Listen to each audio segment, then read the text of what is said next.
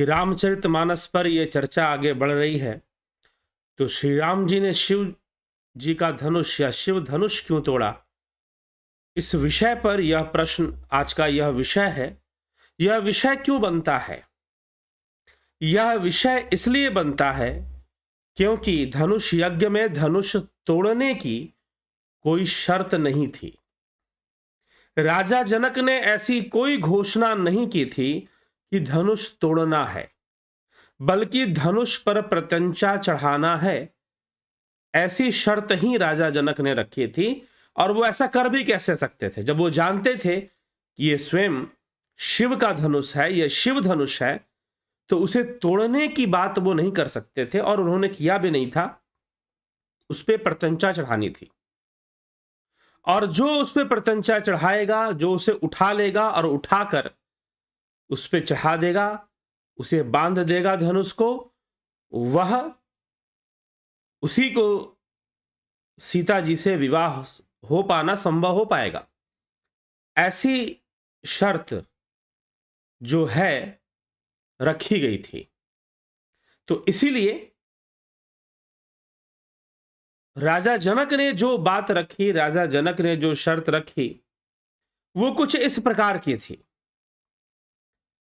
तो रामचरितमानस में जो इसका वर्णन आता है उसको हम समझेंगे, देखेंगे, और फिर भगवान राम जो है धनुष को तोड़ देते हैं। फिर भी तोड़ते हैं, क्यों तोड़ देते हैं या टूट जाता है, क्यों ऐसा होता है, आइए चलिए देखते हैं। तो गोस्वामी तुलसीदास जी दोहे चौपाइयों में जो बात कहते हैं, राजा जनक, अब तक की जो कथा हमने सुनी कि भगवान रामचंद्र जी उपवन के अंदर सीता जी का दर्शन करते हैं, सीता जी राम जी का दर्शन करते हैं, और दोनों एक दूसरे को प्राप्त भी करना चाहते हैं, लेकिन एक बाधा है धनुष यज्ञ। सीता जी जानती हैं अगर मेरे पिता की शर्तों को पूरा नहीं कर पाए राम, तो फिर मेरा वरण कैसे करेंगे। शर्तों को पूरा करना, जो वचन थे उनको पूरा करना तो बहुत दूर की बात, राम जी तो विवाह के उद्देश्य से आए भी नहीं हैं, स्वयंवर के उद्देश्य से आए भी नहीं हैं। उनको तो अपने गुरुदेव विश्वामित्र जी से बस इतनी सी सूचना प्राप्त हुई है कि मिथिला में धनुष यज्ञ हो रहा है, और धनुष यज्ञ का जो कारण है वो स्वयं सीता जी का स्वयंवर है। उसी के माध्यम से फिर सीता जी का स्वयंवर भी हो जाएगा, विवाह भी हो जाएगा। तो इसीलिए राम जी को कुछ लेना देना उस स्वयंवर से नहीं है, वो तो धनुष यज्ञ के दर्शक बन के आए हैं, धनुष यज्ञ देखने आए हैं, उसमें कोई भाग लेने नहीं आए हैं। तो चलिए, जब भाग लेने नहीं आए हैं और मात्र दर्शक बन के आए हैं, तो अब भगवान रामचंद्र जी दर्शक बन के ही प्रस्तुत होंगे। लेकिन फिर भी सीता जी के मन में और रामचंद्र जी के मन में दोनों का वास हो चुका है। गोस्वामी तुलसीदास जी अपनी चौपाइयों में ऐसी बातें लिखती हैं, और वो देवी से यही प्रार्थना करती हैं, माँ गिरिजा से, माँ गौरी से यही प्रार्थना करती हैं कि धनुष अगर किसी के हाथ उठे तो श्री रामचंद्र जी के हाथों ही उठे और किसी के हाथ ना उठे। उनकी ऐसी प्रार्थना है। वैसे भी वो धनुष अगर किसी ने पहले उठाया था तो स्वयं सीता जी ने ही उठाया था। अब विवाह इसीलिए राजा जनक ने भी यही शर्त रखी कि जो धनुष उठाएगा और उस पर प्रत्यंचा बांधेगा वही मात्र विवाह कर पाएगा सीता से, दूसरा विवाह नहीं कर पाएगा। यह शर्त स्वयं राजा जनक ने इसी हेतु रखा, इसी कारण रखा, क्योंकि उस धनुष को पहले सीता जी, जो सीता कोई साधारण नारी नहीं है, स्त्री नहीं है, ये भली भांति राजा जनक जानते हैं, और इसी हेतु उन्होंने ऐसा असाधारण स्वयंवर रचा है, धनुष यज्ञ किया है, और उस यज्ञ के माध्यम से यह शर्त रखी है, यह परिस्थिति उन्होंने बनाई है कि जो इस परीक्षा को एक परीक्षा रखी है कि जो धनुष उठाएगा वही सीता को वर पाएगा, दूसरा वर नहीं पाएगा। कुछ ऐसी बात गोस्वामी तुलसीदास जी भी लिखते हैं, और रामायण की यह कथा है जो प्रसिद्ध है। तो चलिए आगे क्या होता है। सारी सभा बैठती है, राजागण बैठते हैं, विश्वामित्र जी को विशेष निमंत्रण देते हैं राजा जनक की आप भी धनुष यज्ञ में आइए, और वो दोनों राजकुमारों के साथ श्री रामचंद्र जी और लक्ष्मण जी के साथ धनुष यज्ञ की सभा में विराजमान होते हैं। जो राजा भक्त प्रवृत्ति के थे वो रामचंद्र जी को देखकर बहुत आकर्षित होते हैं, बहुत मोहित होते हैं और मन ही मन यह निश्चय कर लेते हैं कि निश्चय ही इन्हीं को सफलता मिलेगी।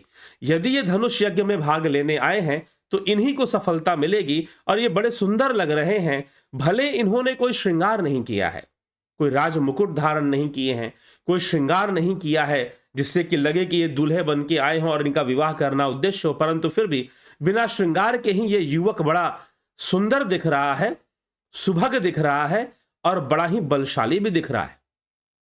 सिंहों के समान इसकी छाती है और ये बड़ा बलशाली भी दिख रहा है, तो निश्चय ही यह सीता के लिए योग्य वर हमें दिखाई दे रहा है।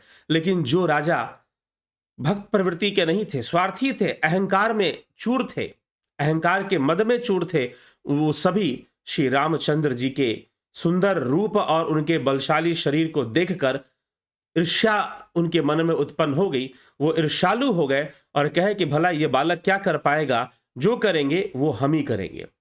ऐसी चर्चा चलनी शुरू हो जाती है, थोड़ी सी कोलाहल का माहौल है और उसी बीच में राजा जनक देखते हैं कि बहुत भीड़ बढ़ चुकी है, रंग भवन में बहुत भीड़ बढ़ चुकी है, यज्ञ तो हो गया, अब धनुष को उठाना और उस पर प्रत्यंचा चढ़ाने की बात है। तो अब यह कौन करेगा ये देखना है। भीड़ भाड़ ज्यादा देखकर राजा जनक ने अपने सेवकों को भेजा और कहा कि सबको उचित स्थान पर आप बिठाइए और शांति बनाए रखने का निवेदन करिए। सेवक जाते हैं, सभी राजकुमारों, राजाओं और ऋषि मुनि जो भी वहां पर उस धनुष यज्ञ में को दर्शक बनकर आए थे या फिर भाग लेने आए थे कि अगर वो जीत जाते हैं तो निश्चय ही सीता जी से उनका विवाह हो जाएगा, ऐसी सोच लेकर आए थे। तो जैसा भी वो सोच कर आए थे, उस सोच को लेकर ही वहां पर वो सभी पहुंचते हैं, वहां पर वो सभी जाते हैं और सेवक जन सबको अपना अपना स्थान देते हैं और सब अपना अपना स्थान भी ग्रहण कर लेते हैं। और उसके बाद भाटों को बुलाकर राजा जनक कहते हैं कि भाई अब सुना दो, कि राजा जनक ने बंदी जनों को बुलाया और वे विरुदावली वंश की कीर्ति गाते हुए चले आए। राजा ने कहा कि जाकर मेरा प्रण सबसे कहो। भाट चले और उनके हृदय में कम आनंद न था, वो बहुत आनंदित थे और राजा का जो प्रण था वो उन्होंने सुनाना शुरू कर दिया। गोस्वामी जी लिखते हैं, बोले बंदी बचन बर सुनहूं सकल महिपाल, पन विदेह कर कहीं हम भुजा उठाई विशाल। भाटों ने श्रेष्ठ वचन कहा कि हे पृथ्वी के पालन करने वाले सब राजागण सुनिए, हम अपनी भुजा उठाकर जनक जी का विशाल प्रण कहते हैं। नृप भुज बल विदु सुवधन शिव धनु राहु गरुव कठोर विदित सब काहु, रावनु बानु महाभट भारे देखी सरासन गावहि सिधारे। राजाओं की भुजाओं का बल चंद्रमा है, शिव जी का धनुष राहु है, वह भारी है, कठोर है, यह सबको विदित है। बड़े भारी योद्धा रावण और बाणासुर भी इस धनुष को देखकर गौ से चुपके से चलते बने और वो उठाने के सभा में भाग उन्होंने नहीं लिया। उनको लगा कि वो राजा जनक की दृष्टि से बच जाएंगे, लेकिन वो बच नहीं पाए। कहते हैं कि बाणासुर और रावण ने सोचा कि मैंने तो खेल खेल में ही कैलाश पर्वत उठा लिया था, तो ये शिव धनुष को उठाना मेरे लिए कौन सी बड़ी बात है। ऐसा विचार करके रावण चुपके से आया। रावण को लगा कि यह रहस्य रहेगा, लेकिन वो भी रहस्य नहीं रहा। राजा जनक सब जानते थे कि कौन आ रहा है, कौन जा रहा है, सारी सूचना उन तक पहुंचती थी। और स्वयंवर से पहले ही रावण अपने आप को आजमा लिया कि मैं यह धनुष उठा पाऊंगा कि नहीं उठा पाऊंगा। ऐसा विचार करके गया, कोशिश भी कर थक हार कर वहां से चला गया। कैलाश तो उठा लिया था, लेकिन धनुष उठाना उसके वश का नहीं था। सोई पुरारी को दंडु कठोरा, राज समाज आजू जोई तोरा, त्रिभुवन जय समेत वै देही, बिनहि बिचारी बरई हटिते ही। उसी शिव जी के कठोर धनुष को इस राज समाज में जो भी तोड़ेगा, तीनों लोगों के विजय के साथ ही इसको जानकी जी बिना किसी विचार के हट पूर्वक वर्ण करेंगी। सुनीपन सकल भूप अभिलाषे, भट मानी अतिशय मन माखे, परिकर बांधी उठे अकुलाई, चले इष्ट देवन सिरनाई। प्रण सुनकर सब राजा ललचा उठे।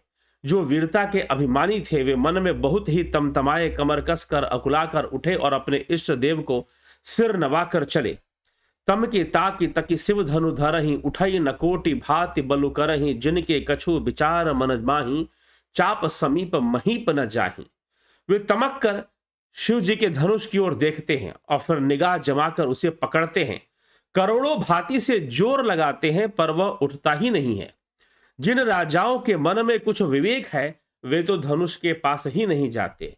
तम की धर ही धनु मूढ़ नृप उठई न चलई लजाई मनहु पाई भट बाहुबल अधिक अधिक गरु आई। वे मूर्ख राजा तमक कर धनुष को पकड़ते हैं परंतु जब नहीं उठता तो लजाकर चले जाते हैं। मानो वीरों की भुजाओं का बल पाकर वह धनुष अधिक अधिक भारी हो गया है। भूप सहस दस एक ही बारा लगे उठाव न टरई न टारा डगई न शंभु सरासनु कैसे कामी बचन सती मनु जैसे। तब 10,000 राजा एक ही बार धनुष को उठाने लगते हैं तो भी वह उनके टाले नहीं टलता है। शिव जी का वह धनुष कैसे नहीं टिकता, जैसे कामी पुरुष के वचनों से सती का मन चलायमान नहीं होता है। जो सती स्त्री है वो कामी पुरुषों के वचनों से चलायमान नहीं होती। सब नृप भय जोगी उपहासी जैसे बिनु विराग सन्यासी कृति विजय बेता भारी चले चाप कर बरबस हारी। सब राजा उपहास के योग्य हो गए, जैसे वैराग्य के बिना सन्यासी उपहास के योग्य हो जाता है। कीर्ति विजय बड़ी वीरता इन सबको वे धनुष के हाथों बरबस हार कर चले गए। अपनी कीर्ति भी खो दिया, अपना विजय भी खो दिया। श्रीहत भय हारी ही राजा बैठे निज निज जाई समाजा नृपन बिलो की जन को अकुलाने बोले बचन रोष जनुसाने। राजा लोग हृदय से हार कर श्रीहीन हो गए और अपने अपने समाज में जा बैठे। राजाओं को देखकर जनक अकुला उठे और ऐसे वचन बोले जो मानो क्रोध में सने। अब राजा जनक जो थे, राजा जनक जब ये दृश्य देखा कि बड़े बड़े राजा आए, उस राजसभा में धनुष को उठाने का प्रयास किया लेकिन धनुष किसी से उठा नहीं। सारे राजा प्रयास करके थक गए और अंत में सभी राजाओं ने एक साथ ही प्रयास किया। भूप सहस दस एक ही बारा। अचानक 10 राजा उठते हैं और उसे उठाते हैं। भूप सहस दस एक ही बारा लगही उठावन टरई न टारा। अब यहां पर सहस का अर्थ 1000 भी लोग लेते हैं, सहस का अर्थ अचानक भी लेते हैं कि अचानक ही 10 राजा उठे और उन्होंने उठाया। लेकिन कुछ लोग कहते हैं कि नहीं, अगर 10,000 राजा उठे, भूप सहस दस एक ही बारा, एक साथ उठे 10,000 राजा, उन्होंने उठाया, तो भाई 10,000 राजा। यहां पर गोस्वामी तुलसीदास जी अलंकार का प्रयोग कर रहे हैं। इसीलिए रामचरितमानस में कभी आप ज्यादा जो इसमें आध्यात्मिकता और भक्ति योग का जो संग्रह है वही मुख्य है, क्योंकि काव्य रचना है तो काव्य रचना में उपमाओं और अलंकारों का प्रयोग बहुत ज्यादा होता है और गोस्वामी तुलसीदास जी ने किया है। बहुत अधिक अलंकार उपमा के प्रयोग किए गए हैं। तो इसीलिए उससे आप अगर ये मान के चलेंगे कि यही बात ऐसे ही हुई होगी तो हो सकता है कि थोड़ा भ्रम पैदा हो जाए। तो भूप सहस दस कहने का मतलब, अगर एक राजा, वैसे जैसे राजा वहां बैठे थे सभा में, धनुष यज्ञ की सभा में, अगर 10,000 राजा उठकर एक साथ उठाते भी तो शायद नहीं उठता। ऐसी स्थिति दिखाई दे रही थी और इस दृश्य को देखकर राजा जनक जो थे बहुत दुखी हो गए कि लगता है कि मेरी पुत्री आज कुंवारी ही रह जाएगी, इसका विवाह हो ही नहीं पाएगा क्या। लगता है कि ये भारत भूमि वीरों से विहीन हो गई है। कुछ ऐसी बात कहना शुरू कर देते हैं। दीप दीप के भूपति नाना आए सुनी हम जो पन उठाना देव धनुष धरि मनुज शरीरा विपुल वीर आए रणधीरा। मैंने जो प्रण ठाना था उसे सुनकर द्वीप द्वीप के अनेकों राजा आए, देवता और दैत्य भी मनुष्य का शरीर धारण करके आए तथा और भी बहुत से रणधीर वीर आए। कुंवारे मनोहर, परंतु धनुष को तोड़कर मनोहर कन्या बड़ी विजय और अत्यंत सुंदर कीर्ति को पाने वाला मानो ब्रह्मा ने किसी को रचा ही नहीं है। काहू काहि यह लाभु न भावा काहू न शंकर चाप चढ़ावा रहूं चढ़ाऊ तोरब भाई तिलु भरी भूमि न सके छड़ाई। यह लाभ किसको अच्छा नहीं लगता है, परंतु किसी ने भी शंकर जी का धनुष नहीं चढ़ाया और चढ़ाना तोड़ना उड़ना तो बहुत दूर की बात है। कोई तिल भर भूमि से छुड़ा भी नहीं पाया, हिला भी नहीं पाया धनुष को। अब जनी को भाख्य भट मानी वीर विहीन मही मैं जानी तजहु आस निज निज गृह जाहु लिखा न विधि वैदेह विबाहु।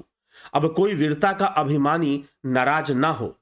मैंने जान लिया पृथ्वी वीरों से विहीन हो चुकी है, खाली हो चुकी है। अब आशा छोड़कर अपने अपने घर जाओ, ब्रह्मा ने सीता का विवाह लिखा ही नहीं है, कुछ ऐसा ही लग रहा है। सुकृत जाई जो पनु परिहरहूं, कुंवरी कुंवारी रहूं का करहूं, जो जन तेव बिनु भट्ट भूभि भाई तव पनु करी होते हूं न हसाई। यदि प्रण छोड़ता हूं तो पुण्य जाता है, इसलिए क्या करूं, कन्या कुंवारी ही रहे। यदि मैं जानता कि पृथ्वी वीरों से विहीन है तो प्रण करके उपहास का पात्र न बनता। अब राजा जनक बहुत पछताने लगे कि अब तो मेरा ही उपहास मचेगा। मैंने ऐसी शर्त रख दी, मैंने ऐसी परीक्षा रख दी कि जो इस परीक्षा को पास करेगा उससे मैं अपनी पुत्री सीता का विवाह कर दूंगा। लेकिन अब क्या करूं, अगर मैं प्रण तोड़ता हूं तो मेरी ही जग हसाई होनी है, मेरी ही जग हसाई होगी। मैंने तो प्रण ले लिया है कि जो इस शिव धनुष को उठाएगा और इस शिव धनुष को चढ़ाएगा, मैं उसी से अपनी पुत्री सीता का विवाह करूंगा और किसी से मैं अपनी पुत्री सीता का विवाह नहीं करूंगा, किसी से मैं अपनी पुत्री सीता का विवाह नहीं करूंगा। लेकिन मैं देख रहा हूं कि इस सभा में बड़े बड़े राजा, राजकुमार, यहां तक कि दैत्य और देवता भी वेश बदलकर आए हुए हैं, लेकिन फिर भी यह धनुष किसी से हिला भी नहीं, कोई इसे हिला भी नहीं पाया। तो मैं घोषणा करता हूं कि यह जो विश्व है वीरों से विहीन हो चुका है, यह विश्व वीरों से विहीन हो चुका है। अब कोई वीर इस धरती पर नहीं बचा हुआ है। अब यह सब बातें भगवान रामचंद्र जी भी सुन रहे हैं, लक्ष्मण जी भी सुन रहे हैं, और लक्ष्मण जी को यह बातें सहन नहीं हो रही हैं। भले हम इस स्वयंवर में इस धनुष यज्ञ के भागी नहीं हैं, हम दर्शक बन के आए हैं, लेकिन राजा जनक को ऐसा कहने का क्या अधिकार कि वो इस प्रकार से सबको लज्जित करते हुए कहे कि यह धरती वीरों से विहीन हो गई है। लक्ष्मण जी को यह भा नहीं रही थी, बात यह जच नहीं रही थी। राजा जनक के मन में अहंकार दिखाई दे रहा था, राजा जनक के मन में अहंकार दिखाई दे रहा था, और राजा जनक बावले होकर अब तो मेरी पुत्री कुंवारी ही रहे, लेकिन यदि मैं इसका विवाह करूंगा तो इस परीक्षा में जो पास होगा उसी से मैं विवाह करूंगा, दूसरे किसी से मैं अपनी पुत्री का विवाह करने वाला नहीं हूं। ये उनका प्रण भी है, ये उनका प्रण भी है। तो राजा जनक ऐसा प्रण लेकर भी बैठे हुए हैं, साथ में अब उन बहुत बावले भी हो रहे हैं कि भाई ये तो धरती ही वीरों से विहीन हो गई है, सारे राजाओं को लज्जित कर रहे हैं। मैंने सोचा था कि इस सभा में कोई वीर आया होगा, लेकिन कोई वीर नहीं आया, सभी नपुंसक ही लग रहे हैं, कोई कुछ कर नहीं पा रहा है। लगता है कि अब मेरी पुत्री कुंवारी ही रहेगी तो रहे कुंवारी, लेकिन यदि मैं अपनी पुत्री का विवाह करूंगा तो किसी ऐसे ही राजकुमार से करूंगा, किसी ऐसे ही विभूति से करूंगा जो इस धनुष को उठा सके। तो अब ये बात राजा जनक कहते चलते हैं। जनक बचन सुनी सब नर नारी, देखिए जान के भय दुखारी, माखे लखन कुटिल भई भौ हैं, रदपट फरकत नयन रिसाव हैं। जनक के वचन सुनकर सभी स्त्री पुरुष जानकी जी की ओर देखकर दुखी हुए, परंतु लक्ष्मण जी तमतमा उठे, माखे लखनु कुटिल भई भौ हैं। परंतु लक्ष्मण जी तमतमा उठे, उनकी भौहें टेढ़ी हो गई, होठ फड़कने लगे और नेत्र क्रोध से लाल हो गए। कहीं न सकत रघुबीर डर लगे, बचन जनुबान नाई राम पद कमल सरू, बोले गिरा प्रमाण। श्री रघुवीर जी के डर से कुछ कह तो नहीं रहे हैं, चुप है कि बड़े भाई चुप हैं तो मैं क्यों बोलूं, लेकिन फिर भी लक्ष्मण जी अंदर से बहुत बेचैन है कि राजा जनक ऐसी घोषणा कैसे कर सकते हैं कि यह पृथ्वी वीरों से विहीन हो गई है। पर जनक के वचन उन्हें बाण से लग रहे थे, राजा लक्ष्मण जी को जनक जो भी बोल रहे थे वो बाण से लग रहे थे। तब लक्ष्मण जी से रहा नहीं गया, श्री रामचंद्र जी के चरण कमलों में सिर नवा कर वे यथार्थ वचन बोलते हैं। रघुबन सिन्न महु जह कोई होई, तही समाज अस कहई न कोई, कही जनक जसी अनुचित बानी, विद्यमान रघुकुल मणि जानी। रघुवंशियों में कोई भी जहां होता है उस समाज में ऐसे वचन कोई नहीं कहता कि पृथ्वी वीरों से विहीन हो गई है। जैसे अनुचित वचन रघुकुल शिरोमणि श्री राम जी को उपस्थित जानते हुए भी जनक जी कह रहे हैं। सुनहु भानु कुल पंकज भानु, कहूं सुभाव न कछु अब मानु, जो तुम्हारी अनुशासन पाऊं, कंदुक इव ब्रह्मांड उठाऊं।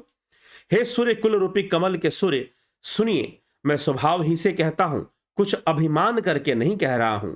यदि आपकी आज्ञा पाऊं, हे राम जी, लक्ष्मण जी श्री रामचंद्र जी से कहते हैं, यदि मैं आपकी आज्ञा पाऊं तो ब्रह्मांड को भी गेंद की तरह उठा दूं। और ये धनुष क्या चीज है? ब्रह्मांड को भी गेंद की तरह उठा दूं, आप मुझे एक बार आज्ञा तो दीजिए। काचे घट जिमि डारऊ फोरी सकऊ मेरु मूलक जिमि तोरी तव प्रताप महिमा भगवाना को बापुरो पिनाक पुराना। और उसे कच्चे घड़े की तरह फोड़ डालो पूरे ब्रह्मांड को, मैं सुमेरु पर्वत को मूली की तरह तोड़ सकता हूं। हे भगवान, आपकी प्रताप की महिमा से यह बेचारा पुराना धनुष तो कौन सी चीज है। नाथ जानी अस आयसु हो, मतलब ये धनुष क्या चीज है, मैं तो पूरे ब्रह्मांड को उठा लूं, राम जी की कृपा हो जाए। तो लक्ष्मण जी ये दावा करते हैं, पूरे सभा में खड़े होकर ये घोषणा करते हैं, नाथ जानी अस आयसु हो, कौतुक करो बिलो की असो, कमल नाल जिमि चाप चढ़ावो, जोजन सत प्रमाण ले धावो। ऐसे जानकर हे नाथ आज्ञा हो तो कुछ खेल करूं। उसे भी देखिए, धनुष को कमल की डंडी की तरह चढ़ाकर उसे 100 योजन तक दौड़ा लिए चला जाऊंगा। लक्ष्मण जी ने ऐसी बातें बोली, तौरो छत्रक दंड जिमी तव प्रताप बलनाथ, जौ न करऊं प्रभु पद शपथ कर न धरऊं धनुभात। आपके प्रताप के बल से धनुष को कुकुरमुत्ते की तरह तोड़ लूंगा। यदि ऐसा न करूं, कुकुरमुत्ता यहां क्या होता है, कुकुरमुत्ते का अर्थ होता है मशरूम, मशरूम की तरह, बरसाती छत्ते जो निकलते हैं पेड़ों में ज्यादातर बरसातों में, तो मशरूम की तरह मैं इसे उठा लूंगा, ये इतना हल्का है मेरे लिए। यदि ऐसा ना करूं तो प्रभु के चरणों की शपथ है, फिर मैं धनुष को और तरकस को कभी भी हाथ नहीं लगाऊंगा, अपना धनुष भी त्याग दूंगा। लखन सकोप बचन जे बोले, डग मगानी मही दिग्गज डोले, सकल लोग सब भूप डेराने, सियहि हर्ष जनक जनक सकुचाने। जेव ही लक्ष्मण जी के क्रोध भरे वचन बोले कि पृथ्वी डगमगा उठी और दिशाओं के हाथी कांप गए। लक्ष्मण जी के इस घोषणा को सुनकर, लक्ष्मण जी के इन वचनों को सुनकर सभी लोग और सब राजा डर गए। सीता जी का हृदय में हर्ष हुआ और जनक जी सकुचा गए कि भाई मैं कुछ ज्यादा बोल गया, कि जनक जी ने बोला ही इसी, अगर वो जनक ऐसे बोलते नहीं तो लक्ष्मण खड़े होकर कुछ करते भी नहीं। गुरु रघुपति सब मुनि मन माही, मुदित भय पुनि पुनि पुल काही, सय नहीं रघुपति लखुन निवारे, प्रेम समेत निकट बैठारे। गुरु विश्वामित्र, श्री रघुनाथ जी और सब मुनि मन में लक्ष्मण जी की बात सुनकर प्रसन्न हुए, बार बार पुलकित होने लगे। श्री रामचंद्र जी ने इशारे से लक्ष्मण जी को मना किया कि बस हो गया, जितना तुम्हें बोलना था बोल लिया, अब मेरे पास आकर बैठ जाओ। और लक्ष्मण जी रामचंद्र जी के पास जाकर बैठ गए। विश्वामित्र समय शुभ जानी, बोले अति स्नेहमय बानी, उठहु राम भंजऊ भव चापा, मेटहु तात जनक परितापा। उठहु राम भंजऊ भव चापा, हे विश्वामित्र, समय को सही जानकर स्नेह पूर्वक श्री रामचंद्र जी से विश्वामित्र जी कहते हैं, उठहु राम भंजऊ भव चापा, कि हे उठो राम और भंजऊ भव चापा, इस भव चाप का भंजन कर दो, इसे खंडित करो। मेटहु तात जनक परितापा, और जनक का जो परिताप है, जनक का जो दुख है उसे दूर करो। अब परितापा, यहां पर परिताप शब्द का प्रयोग हो रहा है। ताप का अर्थ क्या है, दुख, यहां पर ताप का अर्थ दुख है, लेकिन दुख का कारण बहुत कुछ है। अब यहां तोड़ने की बात जब कहते हैं, भंजों की बात कहते हैं, तो तोड़ने की बात जब आती है तो राजा जनक, अब यहां पर बहुत कुछ तोड़ना है, धनुष तो तोड़ना ही है, लेकिन साथ ही साथ राजा जनक के भीतर यह जो धनुष है वो कांटे की तरह अटका हुआ है। इस धनुष को कोई नहीं उठा पाया और इससे जो है राजा जनक बहुत विक्षिप्त अवस्था में चले जाते हैं, बहुत दुखी हो जाते हैं। एक प्रकार का कहीं ना कहीं एक अहम भाव ही है कि उनके पास ये शिव का धनुष है और इसको उठाने और भजने वाला ही सीता से विवाह कर पाएगा। और इस शिव धनुष अगर ये टूट गया, ये चला गया, हट गया, तो फिर राजा जनक का जो अहम भाव है वो भी नष्ट हो जाएगा। तो यह इसमें अब सबका अहंकार छुपा हुआ है, उन राजाओं का भी जो उस धनुष उठाने आए थे अपने बल के अभिमान में, और साथ ही साथ राजा जनक का भी। तो भगवान राम इस धनुष को तोड़ रहे हैं। वास्तव ये धनुष भी एक अभिमान का प्रतीक है, अभिमान का प्रतीक बन के बैठा हुआ है, जो राजा जनक के हृदय में जैसे धसा हुआ हो। इस धनुष की स्थिति कुछ ऐसी है, अभिमान का प्रतीक बन के बैठा हुआ है, इसको तोड़ देना ही उचित है। उठहु राम भंजऊ भव चापा, मेटहु तात जनक परितापा, और जनक के परिताप को नष्ट कर दो। जनक के सारी दुविधा उस धनुष के कारण है अगर ये टूट गया तो उनकी सारी दुविधा, उनका मन सरल हृदय वो हो जाएंगे, मन से अहंकार भी दूर हो जाएगा, पश्चाताप भी दूर हो जाएगा, सारी चिंताएं भी खत्म हो जाएंगी और राजा जनक कृत्य हो जाएंगे। तो ऐसा राजा जनक की सोच है और राजा जनक के मन में ये बात अटकी हुई है, ये धनुष वाली बात वो निकाल नहीं पा रहे हैं, अपने प्रण को भी छोड़ने के लिए तैयार नहीं है, क्योंकि प्रण में भी कहीं ना कहीं अहम भाव है, कहीं ना कहीं अभिमान है। और भगवान राम इस संसार में भव चापा, भव का अर्थ शिव भी होता है और भव का अर्थ तो संसार भी होता है, दोनों ही है। तो यहां पर भव चापा, शिव चापा नहीं लिखा गोस्वामी तुलसीदास जी ने, भव चापा लिखा है। तो भव का अर्थ कुछ लोग शिव लगाते हैं और संसार तो है ही भव का अर्थ, संसार। तो इस संसार टिका हुआ है तो अहम बोध पे टिका हुआ है। जो मूल तत्व है जीवत्व के टिके होने का, जीव के रहने का, और उसके अभिमान ही मूल तत्व है, अहंकार ही मूल तत्व बनता है उसमें। तो इसीलिए जब तक ये मिटे ना तब तक यह जीव ब्रह्ममय नहीं हो पाता, ब्रह्मलीन नहीं हो पाता, ब्रह्म की प्राप्ति नहीं कर पाता है। और इसी से आज विश्वामित्र जी ने कह दिया कि उठहु राम भंजऊ भव चापा, मेटहु तात जनक परितापा, सुनि गुरु बचन चरण सिरु नावा, हर्ष विषादु न कछु उर भावा, ठाड़े भय उठी सहज सुभाए, ठवनी जुबा मृगराज उल जाए।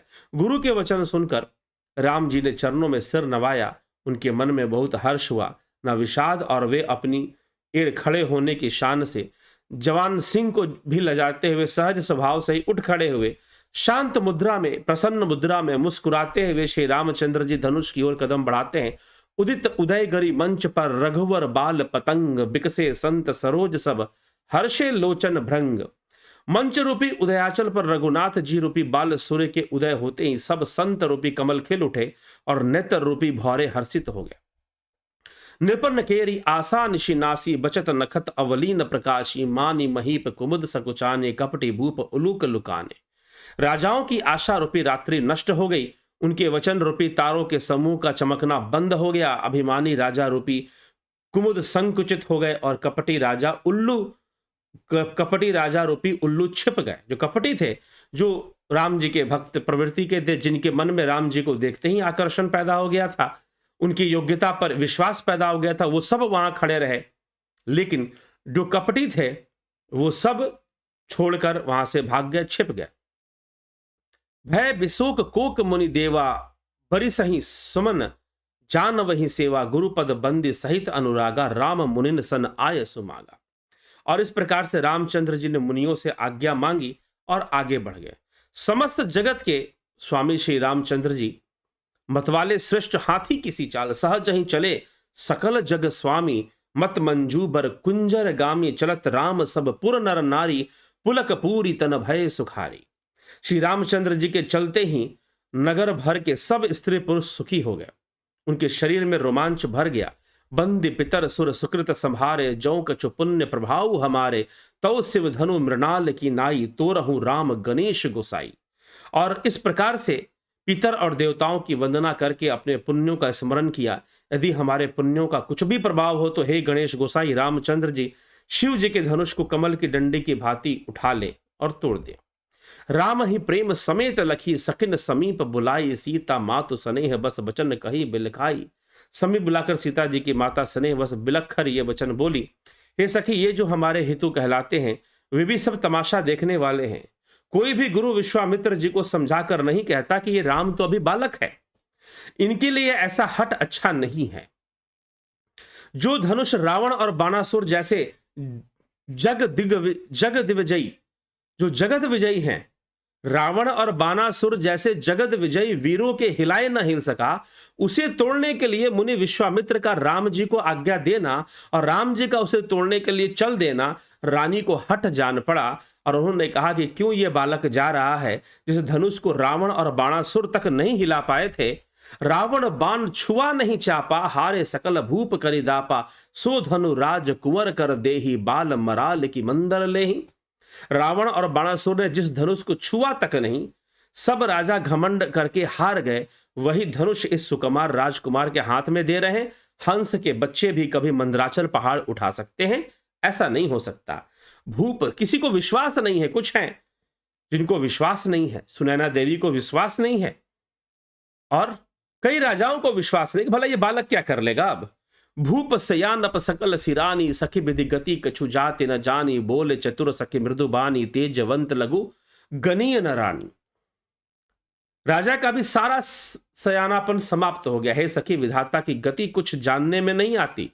तब एक चतुर सखी कोमलवानी बोले, हे रानी, तेजवान को छोटा नहीं गिनना चाहिए। उम्र मत देखो, उस युवक का तेज देखो तो समझ में आएगा उसके अंदर कौन सी शक्ति है।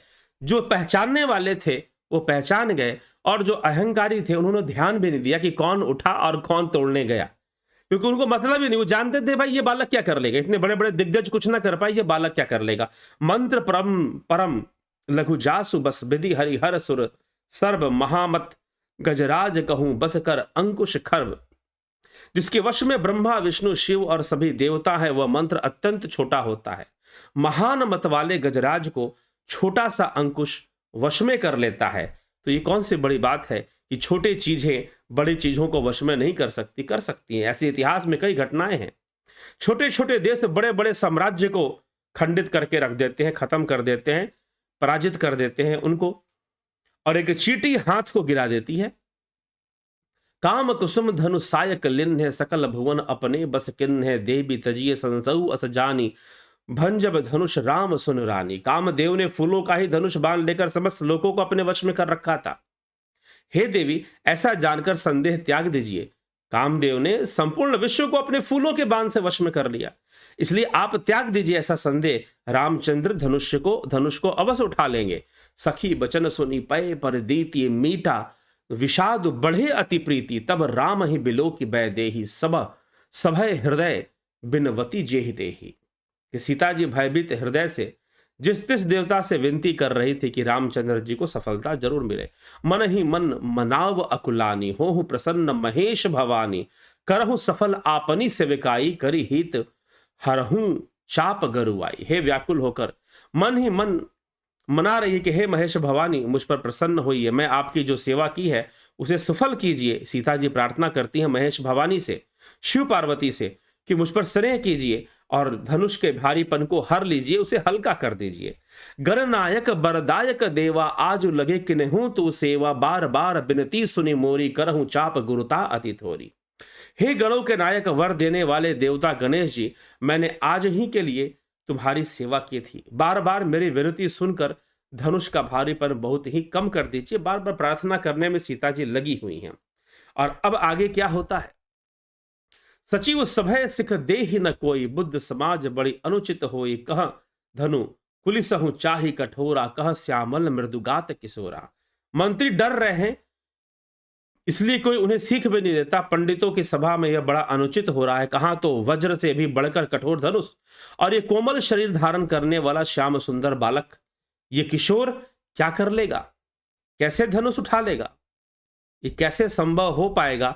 सबको इस बात पर संशय है, सबको इस बात पर संदेह है कि राम जी, जिसको बड़े बड़े राजा रावण और बाणासुर नहीं उठा पाए, वो भला राम जी एक किशोर होकर कैसे उठा लेंगे।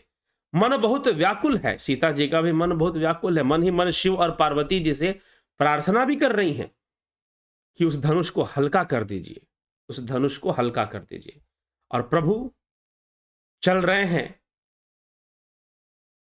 होता क्या है, गोस्वामी जी लिखते हैं, लखन लखेव रघुबंश मनी, ताकेउ हर को दंड, पुल की गात बोले बचन, चरण चापि ब्रह्मांड। इस इधर जब लक्ष्मण जी ने देखा कि रघुकुल मणि श्री रामचंद्र जी ने शिव धनुष की ओर देख रहे हैं, तो वे शरीर से पुलकित हो ब्रह्मांड को चरणों में दबाकर निम्नलिखित वचन बोले, दिशि कुंज रहु कमठ अहिकोला, धरहु धरन धीर धीर न डोला, राम चाही शंकर धनु तोरा, हो ही सजग सुनी आय सुमोरा। हे दिग्गजो, हे कच्छप, हे शेष, हे वराह, धीरज धरकर पृथ्वी को थामे रहना। ये सब पृथ्वी को धारण करने वाले हैं। कश्यप ने पृथ्वी को धारण किया जब भगवान का कश्यप अवतार हुआ, शेषनाग ने पृथ्वी को धारण किया, वराह जी ने हिरण्यकशिपु से मुक्त कर पृथ्वी को धारण किया था जब वराह अवतार हुआ था। तो इन सब से लक्ष्मण जी प्रार्थना कर रहे हैं कि आप सभी पृथ्वी को थामे रहना। जिससे ये हिलने ना पावे। श्री रामचंद्र जी शिव के धनुष को तोड़ना चाहते हैं, मेरी आज्ञा सुनकर सब सावधान हो जाओ। लक्ष्मण जी स्वयं शेष अवतार हैं और सबको कह रहे हैं कि सब सावधान हो जाओ, इस पृथ्वी को संभाले रहना। श्री रामचंद्र जी जब धनुष के समीप आए, चाप समीप राम जब आए, नर नारिन सुर सुकृत मनाए, सब कर संसव अरु अज्ञानु, मंद महीपन कर अभिमानु। सबके अभिमान को हरने के लिए यहां पर तुलसीदास जी लिख रहे हैं। अब भगवान राम उस धनुष को उठाने वाले, धनुष को उठाने और तोड़ने के साथ साथ सबका अभिमान खत्म होगा। सारे राजाओं का अभिमान और राजा जनक का अभिमान, जो धनुष उनके पास है और उस धनुष ही उनके यश का कारण है। जो वस्तु हमारे यश पास शिव धनुष है। आध्यात्मिक रूप से उनका यश है कि वो एक सिद्ध योगी है, ज्ञानी पुरुष है, अध्यात्म ज्ञान से संपन्न है, वो एक अलग बात है। लेकिन उनकी वीरता का भी यश है कि शिव धनुष के धारण करने वाले हैं। परशुराम जी की कृपा से राजा जनक को शिव धनुष प्राप्त हुआ था। शिव धनुष को धारण करने वाले राजा जनक हैं, क्योंकि वही उसको धारण कर सकते थे, इसलिए परशुराम जी ने शिव धनुष राजा जनक को दिया था। क्योंकि जनक साधारण नहीं थे। जनक एक असाधारण व्यक्तित्व है हमारे भारतीय धर्म शास्त्रों में, और अगर आप वैदिक दर्शन अध्ययन करेंगे उसमें भी एक दार्शनिक के रूप में, एक योगी के रूप में जनक का नाम आता है, विदेह जनक का। तो साधारण नहीं है। परशुराम जी ने स्वयं शिव जी का धनुष दिया था क्योंकि वो उसके योग्य थे। तो ये यश है, और जो वस्तु यश का कारण बनती है वह अहंकार का कारण बन जाती है। यश मतलब कीर्ति, कीर्ति का कारण है।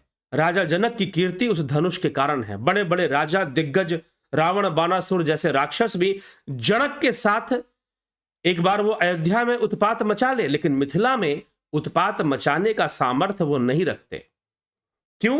क्योंकि जनक के पास शिव का धनुष है। मिथिला का प्रताप बहुत ऊंचा है, मिथिला की प्रतिष्ठा बहुत ऊंची है, और राजा जनक की प्रतिष्ठा और भी ऊंची है, क्योंकि वो अध्यात्मविद हैं, वो ब्रह्म ज्ञानी हैं। और ब्रह्म ज्ञानी होने के साथ साथ वह, उनके पास वीरता के रूप में यह धनुष भी है। उनकी कीर्ति और यश का कारण, उनके बल का कारण यह धनुष है। सब जानते हैं कि शिव का धनुष को धारण करने वाले जनक जी से कोई जीत नहीं सकता है। जनक जी से कोई जीत नहीं सकता। राजा जनक रावण और बाणासुर की तरह साम्राज्य विस्तार की नीति नहीं अपनाते। जहां पर है अपने स्थान पर रहते हैं। लेकिन जिसके पास शिव के धनुष हो, क्या वो पूरी दुनिया नहीं जीत सकता? लेकिन ब्रह्म ज्ञानी को ऐसी महत्वाकांक्षा कहां होती है? ब्रह्म ज्ञानी को ऐसी कोई महत्वाकांक्षा नहीं होती कि पूरी दुनिया जीते और दुनिया पर विजय प्राप्त करे। वो तो पहले ही अपने ज्ञान से दुनिया जीत चुका होता है, और जो चाहे वो कर सकता है। वो पहले ही अपनी साधना से, अपने योग बल से दुनिया को जीता होता है। तो जनक की कीर्ति, जनक का जो यश है, वो उस शिव धनुष के कारण है। अगर वो टूट जाएगा, जनक भी चाहते हैं कि टूट जाए। जनक भी, अहंकार अभिमान सबके भीतर होता है जब तक शरीर है। लेकिन जनक के अभिमान में एक अभिमान रावण का है, एक अभिमान जनक का है। जनक के अंदर, राजा जनक का जो अभिमान है वो उसे तोड़ देना चाहते, इसलिए उन्होंने कह दिया कि भाई तोड़ दो। जो तोड़ देगा, जो उठा लेगा, टूट जाए, तो फिर मैं अपनी पुत्री का विवाह कर दूं और मैं भी सुखी से रहूं। यह धनुष मेरे यश और कीर्ति का कारण है। बहुत सारे राजा मुझसे भयभीत रहते हैं, डरते हैं, क्योंकि यह धनुष मेरे पास है। शिव का धनुष होना बहुत बड़ी बात थी राजा जनक के पास, इसलिए उनकी कीर्ति का कारण है। तो राजा जनक चाहते हैं कि अभिमान के कारण अगर कोई भी वस्तु है उसे तोड़ देना चाहिए। खुद से तोड़ा नहीं जा रहा, तो वो कहते हैं कि भाई कोई आकर तोड़ दे, भगवान ही आकर तोड़ दे इसे। तो जनक का अभिमान और रावण का अभिमान, फर्क क्या है कि जनक चाहते हैं कि यह अभिमान नष्ट हो जाए क्योंकि वो ज्ञानी पुरुष है, और रावण नहीं चाहता कि उसका अभिमान नष्ट हो, वो बचना चाहता है, अभिमान की रक्षा करना चाहता है। जनक चाहते टूट जाए। चाप समीप रामू जब आए, नर नारिन सुर सुकृति मनाए, सब कर संसव अरु अज्ञानु, मंद महीपन कर अभिमानु। ठीक है, पुण्यों को मनाए, सबका संदेह अज्ञान और नीच राजाओं का अभिमान। भृगुपति केरी गर्भ गरुआई, सुर मुनि बरन केरी कदराई, सी कर सोचु जनक पछतावा, रानिन कर दारूण दुख पावा। परशुराम जी के गर्भ की गुरुता, देवता और श्रेष्ठ मुनियों की कातरता, सीता जी का सोच, जनक का पश्चाताप और रानियों के दारुण दुख का दावा नल, ये सारी चीजें हैं यहां पर। इन सबका खंडन होने वाला है, मात्र धनुष नहीं टूटने वाला है, सबके गर्व चूर चूर होने वाले हैं, सीता जी के संकोच को खत्म करने वाले हैं। सीता जी की माता जी, उनके संकोच, उनके संदेह का भी दूर हो जाएगा। और राजा जनक तो प्रतीक्षा कर रहे हैं कि मेरी कीर्ति का कारण, मेरे यश का कारण ये धनुष कब टूटेगा। कोई व्यक्ति अपने कीर्ति को कारण को क्यों खत्म करेगा, अपने यश के कारण को क्यों खत्म करेगा, लेकिन जनक चाहते कि खत्म हो जाए। शंभु चाप बड़ बोहित पाई, चढ़े जाई सब संगु बनाई, राम बाहुबल सिंधु अपारा, चहत पारो नहीं कोई कड़ुहारा। ये सब शिव जी के धनुष रूपी बड़े जहाज को पाकर समाज बनाकर उस पर जा चढ़े हैं। मतलब अब शिव जी के धनुष में राजाओं का अभिमान है, राजा जनक का पश्चाताप है, सीता जी का संकोच है। अगर ये धनुष टूटेगा नहीं तो ये सारी राजाओं का अभिमान, जनक जी का भी अभिमान जो पश्चाताप के रूप में सामने आ रहा है, वो भी एक प्रकार का अभिमान है। तभी वो बार बार घोषणा कर रहे हैं कि ये पृथ्वी वीरों से विहीन हो चुकी है, विलाप कर रहे हैं कि लगता है कि मेरी पुत्री कुंवारी ही रह जाएगी। तो उनका यह पश्चाताप है जो कहीं ना कहीं आसक्ति और अहंकार का भी एक कारण बन रहा है। यद्यपि वो विवेकी हैं, तभी तो धनुष को तोड़ने की बात करते हैं। यह सब शिव जी के धनुष रूपी बड़े जहाज को पाकर समाज बनाकर उस पर जा बैठे हैं। समाज बनाकर ये सभी संदेह, संकोच, अभिमान, मोह, ये सब जो है राजाओं के मोह, जनक का पश्चाताप, सीता जी का संकोच, सुनैना देवी का संदेह, मंत्री पुरोहित शतानंद जी का संदेह कि ये बालक उठा पाएगा कि नहीं उठा पाएगा, इन सब का जो संदेह है वो वहां उस धनुष में ही समाया हुआ है।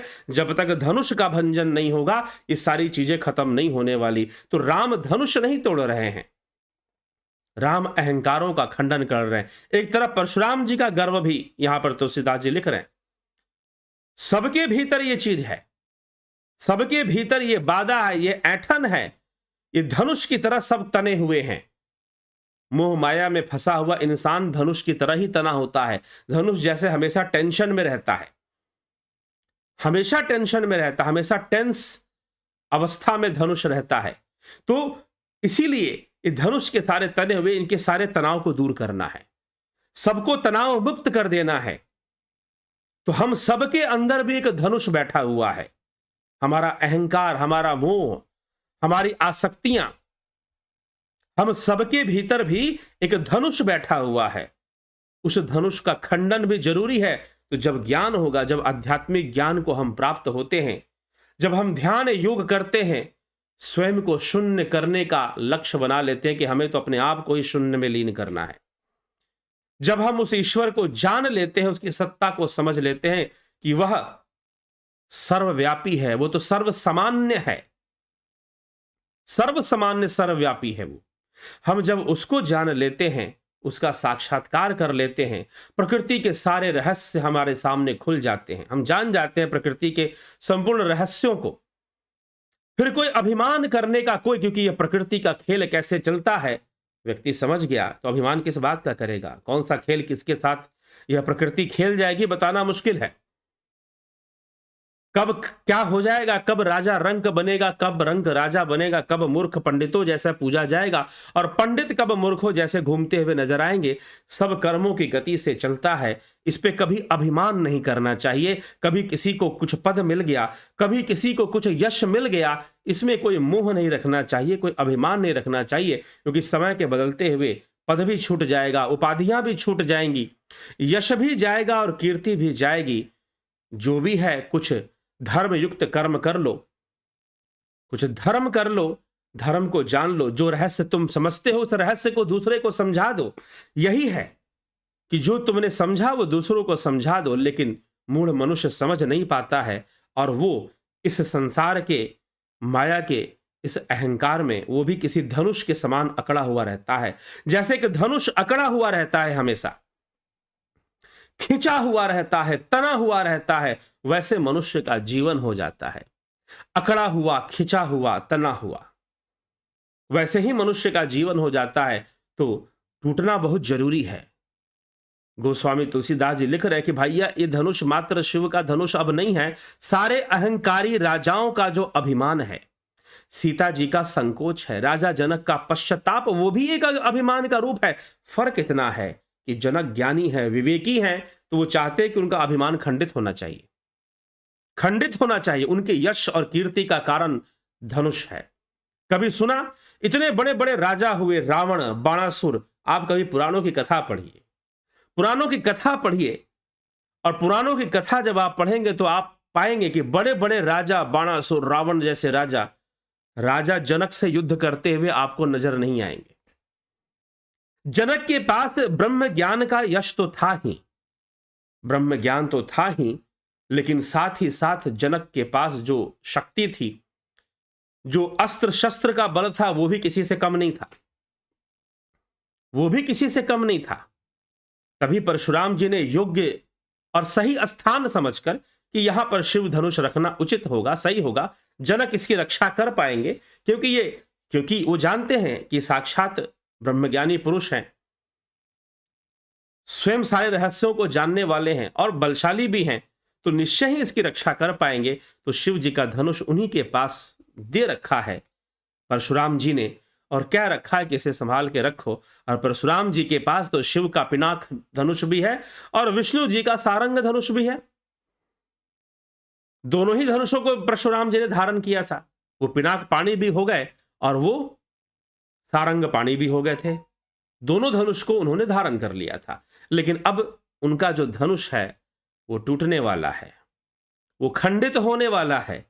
तो कहीं पर भी इसीलिए जनक का एक अपना प्रताप और अपना जो यश है वो भी कहीं ना कहीं उनको ठेस पहुंचा रहा। भाई मेरी इतनी कीर्ति है, मेरा इतना यश है, मैंने इतना बड़ा प्रण लिया है, अब मैं अपना प्रण तो छोड़ नहीं सकता हूं। ये भी तो एक प्रकार का अभिमान है कि मैं अपना प्रण तो छोड़ नहीं सकता हूं। भले मेरी सीता भर सारे जीवन कुंवारी रहे, योग्य वर से ही विवाह करूंगा, नहीं तो कुंवारी ही रहे, कोई दिक्कत नहीं। विलाप भी कर रहे हैं, पश्चाताप भी कर रहे हैं, सारे अब बड़बड़ाए जा रहे हैं, विक्षिप्त अवस्था में आ गए हैं, अवसाद से ग्रसित कि पूरी पृथ्वी वीरों से विहीन हो चुकी है, ऐसी घोषणा उन्होंने कर दी। लक्ष्मण जी से सुना नहीं उन्होंने, तो फिर उन्होंने बोल खड़े हुए कि भाई मैं तो ब्रह्मांड को भी गेंद की तरह उठा लूं अगर राम जी की कृपा हो जाए।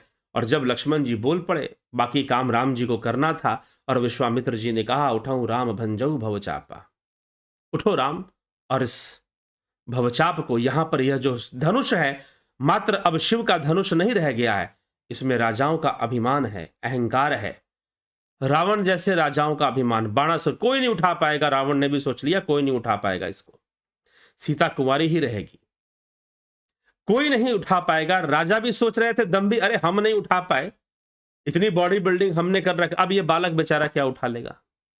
उन्हें क्या पता कि शिव का धनुष उठाने का तरीका क्या होता है। ये तो राम जी जानते थे शिव धनुष का रहस्य, ये राम जी ही जानते थे शिव धनुष का रहस्य, कोई जानता नहीं था इसका रहस्य कि उसको उठाने का तरीका क्या है। भाई जो चीज बल से नहीं उठ रही है वो किसी और ताकत से उठेगी। बल कई प्रकार के होते हैं, शस्त्र भी कई प्रकार के होते हैं, सिर्फ हाथों में पिस्तौल ले लेने से और बंदूक ले लेने से कोई शस्त्रधारी नहीं होता। कहते हैं कलम में भी एक शस्त्र चलता है, वाणी में भी एक बाण चलते हैं, कई प्रकार के शस्त्र होते हैं। और योगियों के ध्यान में, योगियों का ध्यान तो हजारों एटम बम के से भी बड़ा शक्तिशाली होता है। स्वामी विवेकानंद कहते थे कि विश्व की सारी सेना एक साथ खड़ी हो जाए और एक सिद्ध योगी एक तरफ खड़ा हो जाए, वो अकेले ही पर्याप्त है सारी सेना को पराजित करने के लिए, और वो भी बिना हिंसा किए कर दे, तो अकेले ही पर्याप्त होता है एक सिद्ध योगी। तो योगियों की साधना की शक्ति, योग बल बहुत ही बड़ी होती है, उसके सामने बाहुबल और शस्त्र बल कोई चीज नहीं होती है। आवश्यकता है, और बार बार हमारे देश के इतिहास में हमने पाया है कि ऐसे ऐसे सिद्धों और योगियों ने जन्म लेकर बार बार इस संस्कृति और इस धर्म की रक्षा की है, और बहुत चमत्कारी ढंग से अचानक ही जैसे सब कुछ हो जाए ऐसा बार बार कर दिया है। तो आज रामचंद्र जी उठे हैं, शिव धनुष के पास पहुंचते हैं, सारी जनता देख रही है, शंभुचाप बड़ बोहित पाई, शिव जी के धनुष रूपी बड़े जहाज को पाकर समाज बनकर सब उस पर चढ़ चुके हैं, सबका अभिमान उसमें भरा हुआ है। सीता जी का संकोच उसी में है, राम बिलो के लोग सब चित्र लिखे से देखे चितई सिय कृपया तन जानी विकल विशेषी। श्री राम जी के सब लोगों की श्री राम जी ने सब लोगों की ओर देखा, उन्हें चित्र में लिखे हुए से देखकर फिर कृपा धाम श्री राम जी ने सीता जी की ओर देखा और उन्हें विशेष व्याकुल जाना। देखो विपल विकल बै देहि निमिष बिहात कलप समतेहि त्रिषित बारी बिनु जो तनु त्यागा मुए करई का सुधा तड़ागा। उन्होंने जानकी जी को बहुत व्याकुल देखा। उनका एक एक क्षण कल्प के समान बीत रहा है। यदि प्यासा आदमी पानी के बिना शरीर छोड़ दे तो उसके मर जाने पर अमृत का तालाब भी क्या कर लेगा। का बरसा सब कृषि सुखाने समय चूके पूनी का पछिताने अस जिय जानी जान की देखी प्रभु पुल के लखे प्रीति विशेषी। सारी खेती सूख जाने पर वर्षा किस काम की, समय बीत जाने पर फिर पछताने से क्या लाभ होगा। तब पछतात होत क्या जब चिड़िया चुग गई खेत। जी में ऐसा समझकर श्री राम जी ने जानकी जी की ओर देखा, उनका विशेष प्रेम लगकर पुलकित हो गया। गुरुओं को प्रणाम किया, गुरु ही प्रणाम मन ही मन किन्ना, मन ही मन अपने गुरु को प्रणाम किया। अति लाघव उठाई धनुलिन्हा, बड़ी फुर्ती से उन्होंने शिव जी का ध्यान करते हुए, भगवान शिव का नमन करते हुए, उनको अपने मन में वो पहले ही बसा चुके थे, अपने शिव को अपने हृदय में पहले ही बसा चुके थे। और बड़े जैसे कोई फूल को उठाता है, जैसे कहा जा रहा था कमल के फूल की तरह मैं उठा लूंगा, लक्ष्मण जी ने कहा था। भगवान राम ने बड़ी फुर्ती से देखते देखते फूल की भांति धनुष को उठा लिया। जब उसे हाथ में लिया तब वह धनुष बिजली की तरह चमकने लगा और फिर आकाश में मंडलाकार हो गया। लेत चढ़ावत खैंचत गाड़े काहू न लखा देख सब उटाड़े तेहि क्षण राम मध्य दनु तोरा भरे भुवन धुनि घोर कठोरा। लेते चढ़ाते और जोर से खींचते हुए किसी ने नहीं देखा, सबने श्री राम जी को धनुष खींचे खड़े देखा। उसी क्षण श्री राम जी ने धनुष को बीच से तोड़ डाला। भयंकर कठोर ध्वनि से सारे लोक भर गए और धनुष टूट गया, धनुष का खंडन हो गया। और तभी गोस्वामी जी छंद की रचना करते हैं। भे भुवन घोर कठोर रविबाज दाजी मारुग चले चक्कर दिग्गज डोल मही अहिकोल कुरुम कल मल्ले सुर असुर मुनि कर कान दीन है सकल बिकल विचार ही को दंड खंडेव राम तुलसी जयति बचन उचारहि। कठोर शब्द से सूर्य के घोड़े भी मार्ग छोड़कर चलने लगे, थोड़े से बैलेंस बिगड़ गया, इतना कठोर शब्द हुआ। दिग्गज चिघाड़ने लगे, धरती डोलने लगी, वराह और कच्छप भी कलमला उठे। देवता राक्षस मुनि कानों पर हाथ रखकर सब व्याकुल होकर विचारने लगे। तुलसीदास जी कहते कि श्री राम जी ने धनुष को तोड़ डाला। तब श्री रामचंद्र जी की जय बोलने लगे। सब ने एक साथ जय श्री राम जय श्री राम जय श्री राम का जय घोष किया। देवलोक से बहुत ही तेज गर्जना शुरू हो गई। जय श्री राम जैसे सारे देवता एक साथ खड़े होकर जय श्री राम का उद्घोष करते हैं। सारे यक्ष गण असुर भी जो राम भक्त थे, राम की शक्ति को जानते थे, वो भी जय श्री राम का उद्घोष करते हैं। शंकर चाप जहाज सागर रघुबर बाहु बल भूल सो सकल समाज चढ़ा जो प्रथम ही मोह बस। शिव जी का धनुष जहाज है और श्री रामचंद्र जी की भुजाओं का बल समुद्र है। धनुष टूटने से वह सारा समाज डूब गया जो मोहवश पहले इस जहाज पर चढ़ा हुआ था। धनुष रूपी जहाज पर अहंकार को लेकर, मोह को लेकर, पश्चाताप को लेकर और सीता जी का संकोच और सुनैना देवी का संदेह को लेकर ये सारी चीजें इस धनुष पर चढ़ी हुई थी। और भगवान राम ने धनुष तोड़ने के साथ साथ सबके संशय भी दूर कर दिए, सबका संदेह दूर कर दिया, सबके अहंकारों को चूर चूर कर दिया, सबका मोह भंग कर दिया। वास्तव में प्रभु को तो यही काम करना था, इसीलिए धनुष का तोड़ना जरूरी था। प्रभु दो चाप खंड मही डारे देखी लोग सब भय सुखारे कौशिक रूप पयोनिधि पावन प्रेम बारी अवगाह सुहावन। प्रभु ने धनुष के दोनों टुकड़े पृथ्वी पर डाल दिए, देखकर सब लोग सुखी हो गए। विश्वामित्र रूपी पवित्र समुद्र में जिसमें प्रेम रूपी सुंदर अथाह जल भरा है, राम रूप राकेशु निहारा बढ़त बीची पुलकावली भारा बाजे नभ गह गहे निशाना देव बधु नाचही करी गाना। राम रूपी पूर्ण चंद्र को देखकर पुलकावली रूपी भारी लहरें बढ़ने लगी, आकाश में बड़ी जोर से नगाड़े बजने लगे, दिवंगनाएं गान करने लगी, नृत्य करने लगी, अप्सराएं नृत्य करने लगी, गंधर्व गाने लगे, बजाने लगे। सारे देवलोक में उत्सव हो गया और बस श्री रामचंद्र जी का गुणगान और चारों ओर से चहुं दिशाओं से जय श्री राम का उद्घोष शुरू हो गया। ब्रह्मादिक सुर सिद्ध मुनीषा प्रभु ही प्रशंसा ही देहि अशीसा, बड़ी सही सुमन रंग बहुमाला गावहि किन्नर गीत रसाला। ब्रह्मा आदि सभी देवता सिद्ध और मुनीश्वर लोग प्रभु की प्रशंसा कर रहे हैं, आशीर्वाद दे रहे हैं, वे रंग बिरंगे फूल और मालाएं बरसा रहे हैं, किन्नर लोग गीत गा रहे हैं और अंत में फिर सीता जी जयमाल कर होता है, वर में माला डालेंगी, लेकिन विवाह संपन्न हो इससे पहले कोई दूसरी घटना घट जाती है। विवाह संपन्न हो इससे पहले कोई दूसरी घटना घटती है। जैसी परशुराम जी को सूचना मिलती है कि शिव जी का धनुष टूट गया, तो परशुराम जी भला जमदग्नि पुत्र कैसे शांत रहते। परशुराम जी मातृभक्त पितृभक्त थे, परम बलशाली थे, शिव और विष्णु दोनों का बल उनको प्राप्त था। कहो तो वो शिव अवतारी भी थे और विष्णु अवतारी भी थे, दोनों ही थे वो, ऐसा माना जाता है परशुराम जी के विषय में। तो परशुराम जी इस प्रकार से है वंशी क्षत्रियों का विनाश, बाद में कहावत चल पड़ी कि क्षत्रियों के शत्रु थे और किसी क्षत्रिय सारे क्षत्रिय उनके शत्रु थे, परंतु इतिहास इसका प्रमाण नहीं देता है, क्योंकि क्षत्रिय तो राजा दशरथ और उनकी संतानें भी हुई, रघुकुल के भी क्षत्रिय थे, निमि वंशी जनक भी क्षत्रिय थे, लेकिन इनसे वो बड़े प्रेम रखते थे। तो परशुराम जी ने सोचा कि भाई ये धनुष किसने तोड़ दिया, इतनी बड़ी ध्वनि जो प्रकट हुई है मात्र शिव धनुष टूटने से ही हो सकती है, शिव धनुष टूटने से ही हो सकती है। और परशुराम जी चल पड़ते हैं मिथिला नगरी की ओर कि भाई वहीं तो रखा था, मैं धनुष को वहीं रखा गया था जनक के पास, लगता है जनक उसकी रक्षा नहीं कर पाए, कैसे टूट गया। विचार परशुराम जी के उस ध्वनि को सुनकर परशुराम जी दौड़ पड़ते हैं, अपना फरसा उठाए कि जिसने तोड़ा आज उसकी गर्दन उतार के रखेंगे।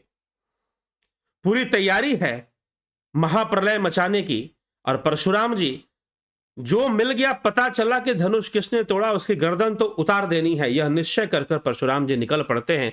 अब परशुराम जी का सामना भगवान राम से होने वाला है, भगवान राम से होने वाले हैं, दो युगावतार आपस में मिलने वाले हैं और एक दूसरे के समक्ष खड़े होने वाले हैं। क्या होता है आइए कल चर्चा करेंगे, यह भी अध्यात्म से परिपूर्ण घटना है, परशुराम जी का इस प्रकार आना।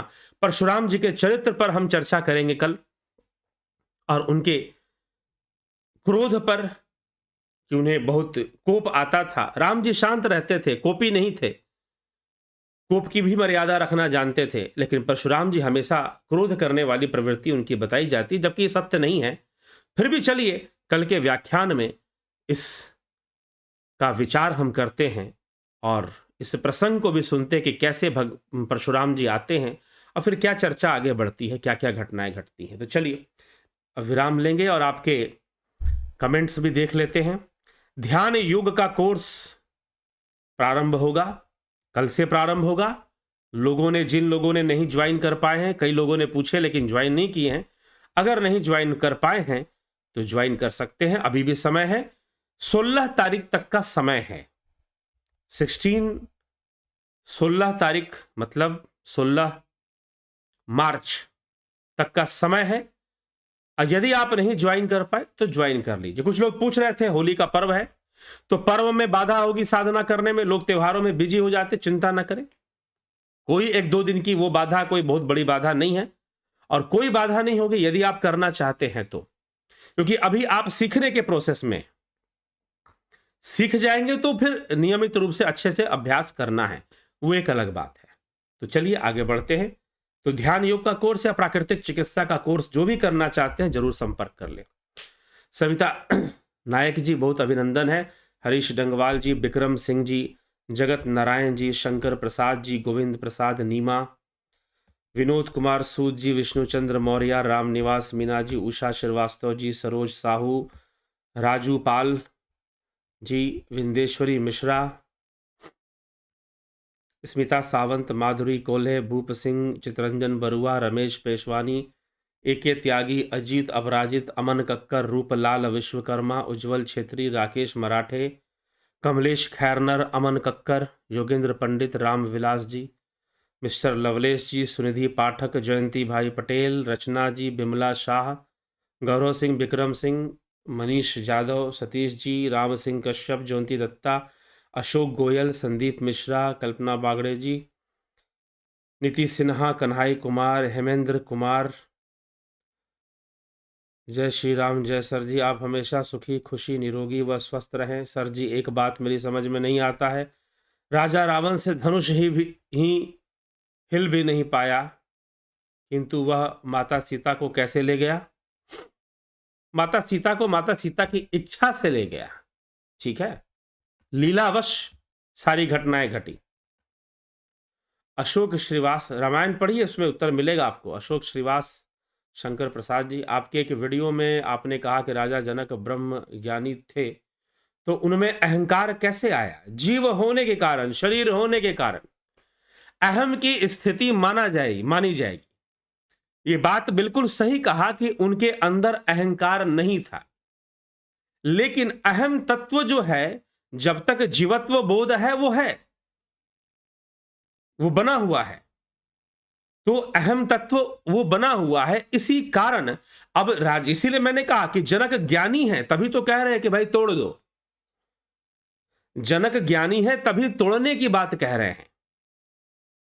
अगर ज्ञानी ना होते तो अपने अहंकार की रक्षा करते। ज्ञानी की वीरता इसी में है कि वो अपने अहंकार को तोड़ दे, खत्म कर दे, यही उसकी सबसे बड़ी वीरता है। तो इसीलिए राजा जनक तोड़ने की बात कर रहे हैं। रावण नहीं चाहता कि टूट पाए, वो बनाए रखना चाहता है। उत्कर्ष तिवारी जी, ये सेठ जी, उत्कर्ष तिवारी, एसपी सैनी, मनीष यादव, मिथिलेश सिंह, लक्ष्मण जी क्रोधी स्वभाव के क्यों थे और राम जी शांत स्वभाव के क्यों थे? स्वभाव है अपना अपना, और ये स्वभाव प्रकृति के वशीभूत है, और इस रहस्य को जानते हुए भी वो शांत है। उनको पता है कहां क्रोध करना है, कहां क्रोध नहीं करना है। क्रोध देखिए, लोभ मोह काम क्रोध अहंकार सबके भीतर है, चाहे राम हो, चाहे कृष्ण हो, चाहे जो तपस्वी हो, चाहे बड़े से बड़े ब्रह्मचारी हो, और जो बोल रहा है कि उसके अंदर नहीं, वो झूठ बोल रहा है। सीधी सी बात, सबके भीतर है। योगी जो ज्ञानी पुरुष हैं, वो उसको अपने नियंत्रण में रखते हैं। वो लोभ मोह काम क्रोध अहंकार के नियंत्रण में नहीं रहते, वो उनको अपने नियंत्रण में रखते हैं। बस फर्क इतना है तो सबके भीतर। कोई भी इस धरती पे आएगा, कोई भी शरीर धारण करेगा, तो उसके अंदर ये चीजें होंगी नहीं होने का प्रश्न नहीं उठता। गणेश पवार, सरोज कृष्णानी, बिकू कुचाड़िया, पूनम सिंगला जी, मिथिलेश सिंह जी, अष्टावक्र भी उसी समय में हुए थे क्या? कृष्ण कौन से जनक के पास हुए थे? दो जनक हुए हैं, एक का नाम था सिरध्वज, एक का नाम था शिखर ध्वज। भागवत महापुराण में इसकी चर्चा आती है। यदि आपने भागवत महापुराण अध्ययन किया है, उस समय की घटना अगर आपने पढ़ी है कि जब भगवान कृष्ण राजा जनक के दर्शन करने जाते हैं, श्रीमद् भागवत महापुराण, वहां पर ये इस बात को बताया गया है कि दो जनक थे। सीता जी के पिता अलग थे, वो सिरध्वज जनक के नाम से प्रसिद्ध थे, और ये शिखर ध्वज, ये जनक की एक पदवी चली थी। राजा निमि के मृत्यु के बाद उनके मस्तिष्क का मंथन करने के कारण मिथिल शब्द पड़ा था। एक तरह से क्लोनिंग किया गया। ऋषि मुनियों ने देखा कि वशिष्ठ ऋषि ने अपने अहंकार में श्राप दे दिया निमि को, जिससे उनकी मृत्यु हो गई। लेकिन हमें तो निमि जैसा राजा चाहिए जो धर्म की रक्षा करे। ठीक है, तो ऋषियों ने राजा निमि के मस्तक का मंथन किया। मंथन करने से मिथिल और जनक, क्लोनिंग, एक तरह का क्लोनिंग प्रोसेस वहां पर हुआ था, क्लोन बनाया गया था। तो मिथिल जनक पहले जनक हुए, मिथिल जनक, उन्हीं के नाम पर मिथिला राज्य का नाम पड़ा। मिथिल मतलब मंथन से पैदा होने के कारण, और फिर उन्हीं जनक की परंपरा आगे बढ़ती रही, और मिथिला की गद्दी पर ऐसे ही जनक बैठते रहे। जनक जो जानने वाले हैं, यह भी कहा जाता है जनक का अर्थ पिता भी होता है। यहां पर जनक का अर्थ, वहां पर जो जनक का अर्थ लिया गया वो क्लोनिंग से लिया गया कि राजा निमि की तरह शक्तिशाली ज्ञानवान हमें राजा चाहिए, तो ऋषियों ने जनक को बनाया था, ऐसा वर्णन आता है। मिथिल जनक वैसे हुए। ठीक, तो इस प्रकार से पदवी चलनी शुरू हुई, और ये जनक सिरध्वज जनक थे। भगवान कृष्ण जिससे मिलने गए वो शिखर ध्वज जनक का नाम आता है। ऐसे दो नाम आते हैं, हो सकता है कि नाम बोलने में मैं थोड़ी सी चूक कर रहा हूं, आप देख लेना कि कौन से नाम आते हैं। Devratan Baldawa ji, Amit Dhanani ji, Ram cannot be king because king divide people in rich and poor, Ram is a metaphor of supreme soul not king. ठीक है, चलिए। हेमराज बैरवा, गंभीर शाह, अंजू श्रीवास्तवा जी, अंजू श्रीवास्तवा, शर्मानंद पंडित जी, बहुत बहुत अभिनंदन है आप सभी का। ठीक है, तो अब कल जो है हम फिर मिलेंगे और कल मिलकर इस चर्चा को आगे बढ़ाएंगे। और भी आध्यात्मिक रहस्य है, जहां पर आध्यात्मिक बहुत सारी चौपाइयां मैं छोड़ रहा हूं क्योंकि वो सौंदर्य रस में लिखी हुई हैं, श्रृंगार रस में लिखी हुई हैं, और जहां पर बहुत अधिक गहराई की बातें, आध्यात्मिकतापूर्ण बातें नहीं हैं, तो क्योंकि कथा है तो गोस्वामी तो, और काव्य है तो काव्य रचना में श्रृंगार रस चलता है तो कहीं वीर रस चलता है। ठीक है, तो इस तरह से कहीं प्रेम रस चल रहा है, कहीं भक्ति रस आ जाता है। तो इस प्रकार से काव्य रचना है तो मुख्य मुख्य विषयों को लेकर, जिससे कि राम कथा भी स्पष्ट होती रहे, साफ होती रहे, और साथ ही साथ आध्यात्मिक ज्ञान की चर्चा भी यहाँ होती रहे। तो इसी के साथ विराम लेंगे, विदा लेंगे आप सभी से। कल फिर मिलिए 9 बजे लाइव चर्चा में, और चर्चा को आगे बढ़ाने में अवश्य सहयोगी बने रहिए। बहुत बहुत आभार आप सभी का। जो लोग ध्यान योग का कोर्स करना चाहते हैं, जो लोग ध्यान योग का कोर्स करना चाहते हैं, प्राकृतिक चिकित्सा का कोर्स करना चाहते हैं, अत्यंत लाभदायक यह दोनों ही कोर्स है, आप इसका लाभ उठाएं। साथ में स्पिरिचुअल हीलिंग का कोर्स होता है ध्यान योग में, जुपिटर मेंबरशिप जो लोग ज्वाइन करते हैं, आप करना चाहते, इन सभी का लाभ उठाइए और ज्वाइन कर लीजिए। बहुत बहुत आभार आप सभी का।